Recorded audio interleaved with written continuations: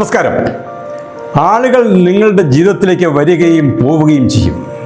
എന്നാൽ നിങ്ങളോടൊപ്പം എന്നും ഉണ്ടാവുന്നത് നല്ലവരായ ആളുകളായിരിക്കും. നമ്മുടെയൊക്കെ ജീവിതത്തിലേക്ക് ക്ഷണിച്ചും ക്ഷണിക്കാതെയും ഒക്കെ അനേകം ആളുകൾ കടന്നു വരാറുണ്ട്. അത് ഒരാളുടെ ബാല്യകാലം മുതൽ തുടങ്ങുന്നുവെന്ന് പ്രത്യേകിച്ച് പറയേണ്ടതില്ലല്ലോ. നിത്യജീവിതത്തിൽ നാം കണ്ടുമുട്ടുന്നവരെല്ലാം നമ്മൾ കണ്ണുമടച്ച് വിശ്വസിക്കാറുണ്ടോ? നമ്മളോട് വിശ്വസ്തത പുലർത്തുന്നവർ ആരൊക്കെയാണ് എന്ന് നമ്മൾക്കുണ്ടാകുന്ന അനുഭവങ്ങളിലൂടെയാണ് നമ്മൾ തിരിച്ചറിയുന്നത്. ജാതി, മതം, വർണ്ണം, വർഗം, നിറം ഇവയൊന്നും ഒരാൾ കാണിക്കുന്ന ആത്മാർത്ഥതയുടെയും വിശ്വസ്തതയുടെയും മുമ്പിൽ ഒന്നുമല്ല എന്ന അനുഭവങ്ങൾ പലപ്പോഴായി നമ്മുടെ മുന്നിൽ തെളിയിച്ചു തന്നിട്ടില്ലേ?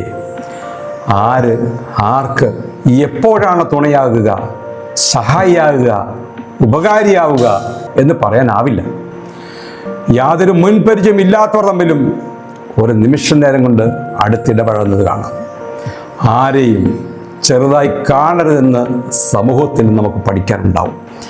മകളുടെ വിവാഹത്തിനായി കരുതിയ സ്വർണവും പണവും ഓട്ടോറിക്ഷകളിൽ മറന്നുപോയത് ഉടമകളെ തിരിച്ചേൽപ്പിക്കുന്ന ഓട്ടോറിക്ഷ ഡ്രൈവർമാർ, ബസ് യാത്രകളിൽ യാത്രക്കാർക്ക് ദേഹാസ്വാസ്ഥ്യമുണ്ടായതിനെ തുടർന്ന് അവരെ അതേ ബസ്സിൽ ആശുപത്രിയിൽ എത്തിച്ച ബസ് ജീവനക്കാർ, ഇവരുടെയൊക്കെ കരുതലും അതിലെ മറ്റ് യാത്രക്കാരുടെ സഹകരണവും അപരിചിതരായവർക്ക് രക്തം നൽകുന്നതും തുടങ്ങി എത്ര ഉദാഹരണങ്ങളാണ് നമ്മുടെ മുന്നിലുള്ളത്. സമൂഹത്തിലെ സകല മനുഷ്യരെ നോക്കുക. എല്ലാവരുടെയും ജീവിതത്തിലേക്ക് ഇതുപോലുള്ള ആളുകൾ കടന്നു വരാറുണ്ട്. എന്നാൽ സ്വാർത്ഥ ലാഭത്തിനായി ജീവിതത്തിലേക്ക് കടന്നു വരുന്നവരും നമ്മുടെ ചുറ്റുമുണ്ട്.